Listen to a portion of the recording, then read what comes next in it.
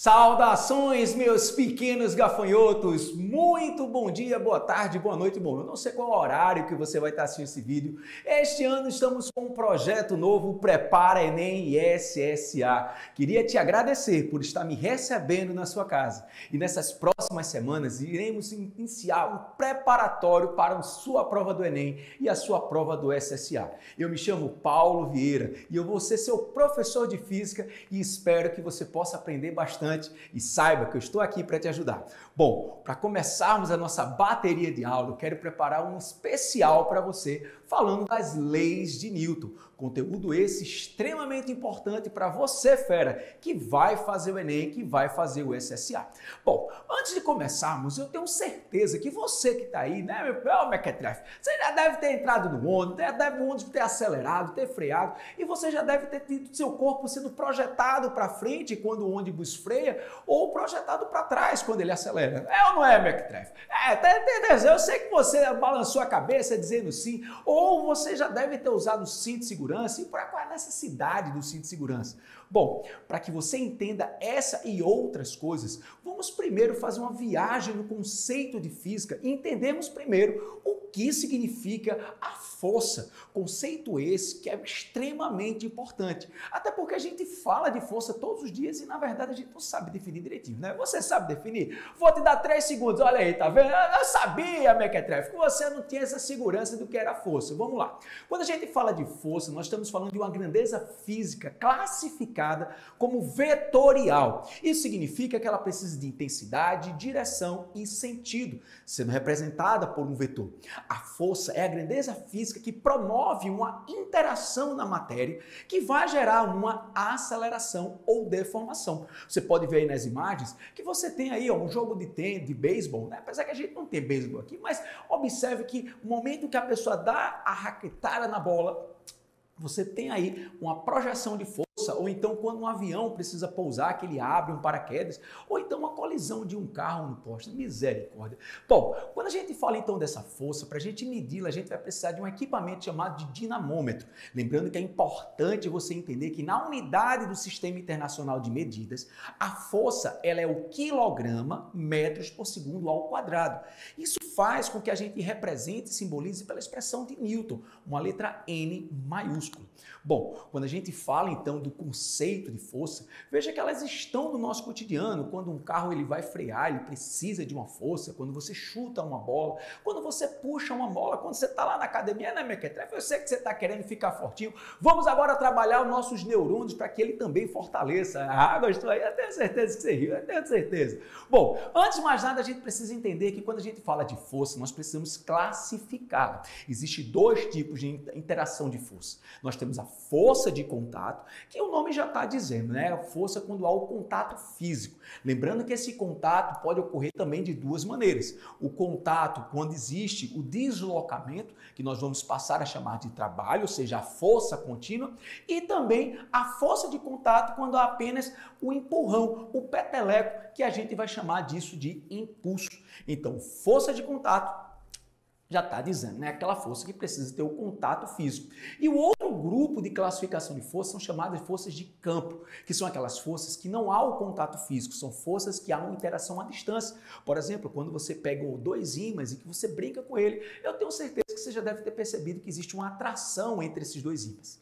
Bom, sabendo então que força é uma grandeza vetorial, é importante que você entenda que na existência de mais de uma força, será necessário que a gente encontre uma força resultante, ou seja, que a gente resuma a ação de todas as forças em apenas uma. Essa força única a gente vai chamar de resultante. Lembrando que a força resultante é uma soma vetorial. Aí você deve estar se perguntando, Paulinho, o que diabo é uma força vetorial? Força vetorial é aquela que o somatório depende da direção e do sentido do vetor. Então, vem comigo que você vai entender. Por exemplo, se você tiver 2 forças que têm a mesma direção e no mesmo sentido, essas forças elas serão somadas. Ou seja, a soma vetorial não necessariamente significa que você vai somar, ou seja, a operação matemática da adição. Isso significa que você vai juntar os vetores e, de acordo com os sentidos, é que você vai fazer a operação. Então, se esses dois vetores estiverem no mesmo sentido, você vai somar os vetores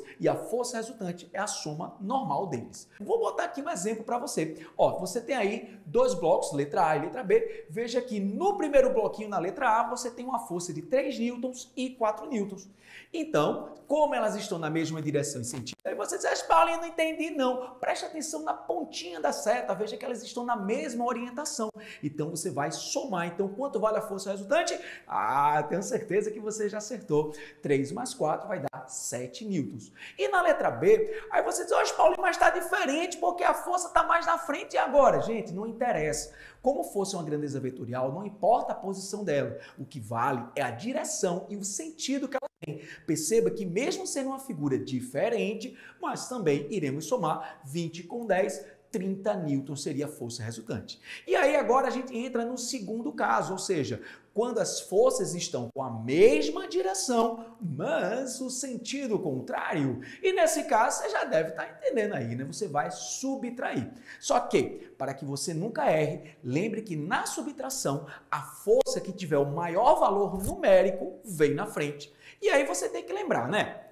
Essa resultante que você vai encontrar, ela vai ter a mesma direção e o sentido da maior força. Lembrando que a gente só vai subtraí-las. Vamos ver um exemplo comigo? Então, por exemplo, na letra A, você tem aí duas forças que estão no sentido contrário. Perceba a orientação da flecha. Uma tem 4 newtons, outra tem 3 newtons. Então, você vai subtrair 4 menos 3 e a resultante vale 1 newton apontado para onde? Para onde, Paulinho? Na direção da força de 4 newtons. Veja que na letra B, você tem aí agora duas forças que também estão no sentido contrário, uma de 25, a outra de 5 newtons, e a gente vai subtraí-las 25 menos 5. Viu aí? A maior sempre vindo na frente. Lembrando que essa resultante ela vai estar na direção e o sentido da maior força. Mas agora a gente vai entrar num caso que aí te prepare.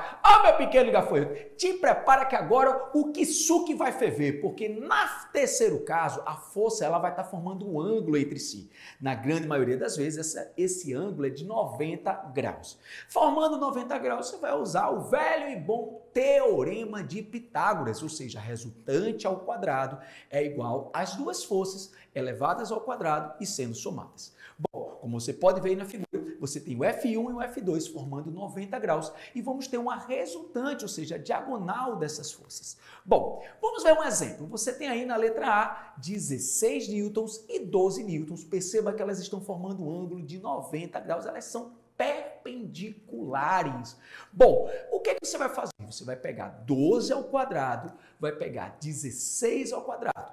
Bom, 12 ao quadrado fica quanto? 144. Eu sei que você fala primeiro do que eu. 16 ao quadrado, 256. Você vai somar os dois valores, ficando 400. Raiz quadrada de 400 vai dar 20 newtons, ou seja, a resultante ela tem um valor de 20 newtons. Bom, agora é com você. Vamos tentar fazer essa letra B? Vamos comigo. Quais são as duas forças? Perceba que elas estão perpendiculares. Então você vai pegar 8 ao quadrado, que vai dar quanto? 64. Olha aí, tá vendo? Você já tá fera nisso. 6 ao quadrado, 36, somando as duas, ficando 100. E agora a gente tira a raiz quadrada desse valor. E aí, aprendeu direitinho? Bom, agora que você já sabe como calcular essa força resultante, a gente vai entrar nas leis de Newton. Lembrando que Newton, na sua essência, no livro Princípio, ele não escreveu a primeira, a segunda e a terceira lei.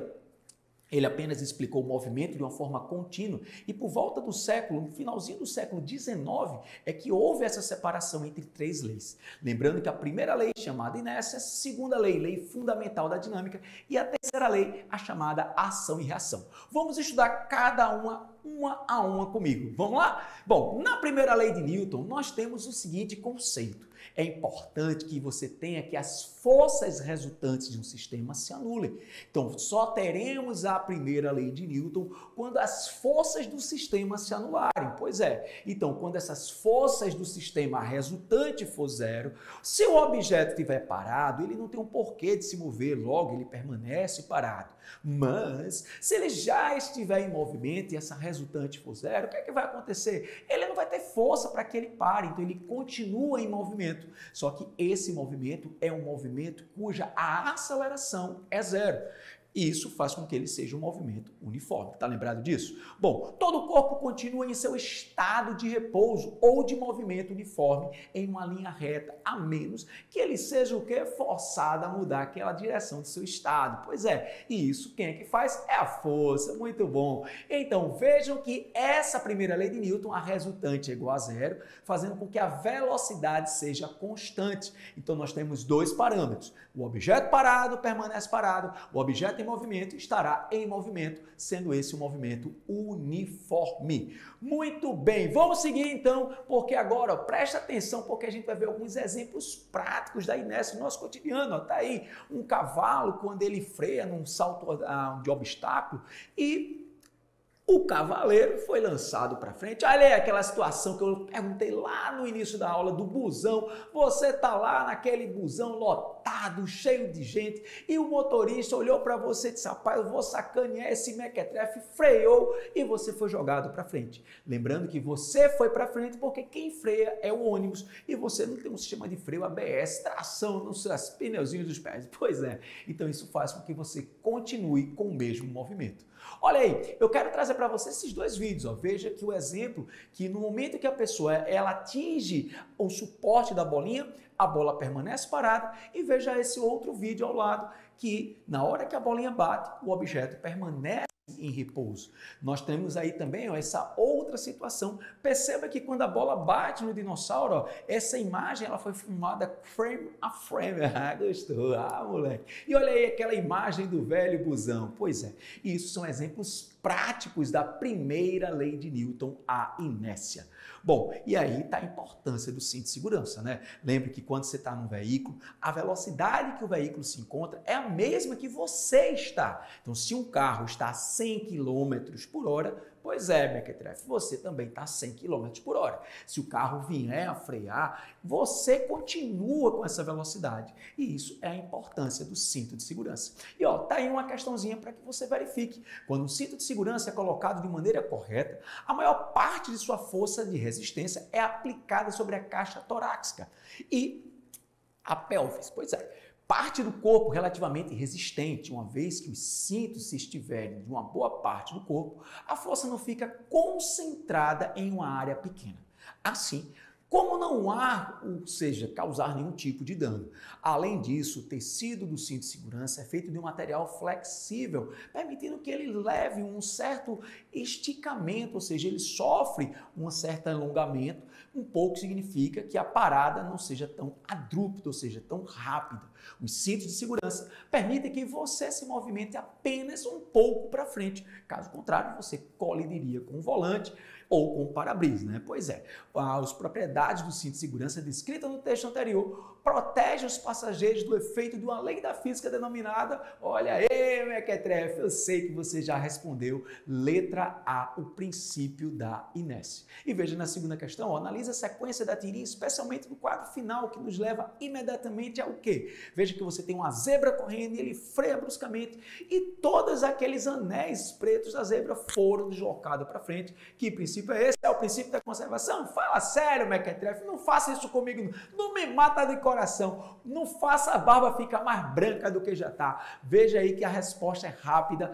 Princípio da independência dos movimentos é esse? Princípio geral na matéria denominada inércia, letra B. Eu tenho certeza que você acertou essa. Bom, dando sequência, a gente vai agora para a segunda lei de Newton, quando agora a gente fala da interação dessa força que vai gerar a aceleração, ou seja, a força ela vai ser obtida pelo produto da massa vezes a aceleração. Veja aí uma ideia de um cabo de guerra onde tem várias pessoas, cada uma dessas pessoas está aplicando uma força. Então, quando a gente fala da segunda lei de Newton, estamos falando da interação da força do objeto que gera o produto da massa vezes a aceleração. E isso vai trazer para a gente alguns questionamentos. Por exemplo, veja aí que quando nós aplicamos uma força em um objeto, esse objeto ele sofre uma aceleração ou desaceleração. Veja que nessa imagem em câmera lenta, a bolinha, ela antes de se movimentar, ela sofre uma deformação. E quem está provocando essa deformação é a a aceleração que foi gerada pela força. Pois é, você sabia disso? Ah, fala sério, tá aprendendo coisa nova agora, vamos lá. Bom, é interessante que você entenda que essa relação da força, ela vai nos gerar certas relações de proporcionalidade. Por exemplo, se você tem um bloco e aplica uma força, ele vai se mover diretamente proporcional àquela força que você aplicou. Se você mantém o mesmo bloco e você dobra a sua força, o que vai acontecer é que a aceleração vai ser dobrada. Pois é, mas se você pega o objeto e coloca ele aumentando a sua massa, o que você vai ter é uma aceleração reduzida pela metade. E essa é a proporcionalidade. Eu gostaria que depois você pausasse esse vídeo e analisasse figura a figura para que você entendesse essa proporcionalidade. Eu tenho certeza que quando terminar essa aula, você vai fazer uma belíssima revisão. Bom, agora a gente vai finalizar a terceira lei de Newton, chamada ação e reação. Lembrando que essa força é uma daquelas, a lei mais errada. Pois é uma das mais conhecidas, porém uma das mais errôneas. Sabe por quê? Porque as pessoas acham que a reação é você dizer, você me bateu, eu vou lhe bater de volta, porque para toda ação tem uma reação. Calma, meu pequeno gafanhoto, deixe de ser mequetrefe, isso não é uma reação, isso é uma agressão. Ah, moleque, sabe por quê? Porque a reação ocorre no momento do contato da força com o objeto. Então, para toda ação, existe uma reação com a mesma intensidade, a mesma direção, mas os sentidos opostos. Lembrando que é algo importante, o objeto que aplica a ação, ele não tem a força de ação saindo dele. O que ele vai ter é a força de reação. Por exemplo, veja nessa imagem. Você tem um martelo que vai bater um prego.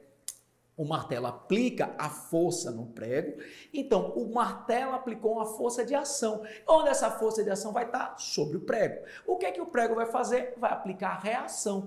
Essa reação vai estar sobre o martelo. Então é importante vocês entenderem que são ações diferentes. E aí você tem um exemplo da ação e reação, como um foguete, por exemplo. Quando ele sai da atmosfera e que as forças gravitacionais elas reduzem, sejam praticamente a zero, os motores e parte da sua fuselagem não são mais necessários. Então eles são arremessados para trás, porque lançando-os para trás, ele vai ser deslocado para frente, obedecendo à terceira lei de Newton. E aí, lembre-se, reagir a uma ação não é a reação, e sim uma agressão. A terceira lei de Newton, ela fala apenas da ação e reação. Então, nesta aula de hoje, nós podemos aprender que temos 3 leis de Newton.